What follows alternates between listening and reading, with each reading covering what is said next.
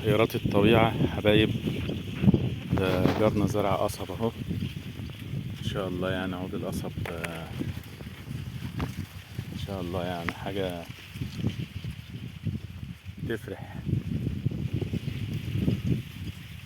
وادي الجار التاني عامل شوية قتة بس صغيرين كده، شوية قتة كده ايه، هو سامح لنا اللي احنا نيجي ناخد يعني، عاملهم كده اللي ايه اللي ياخد يعني.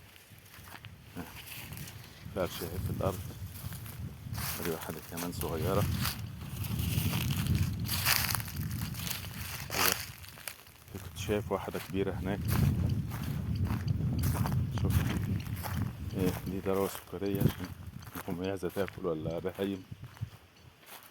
نقوا ولاد الذين شوية الكبار.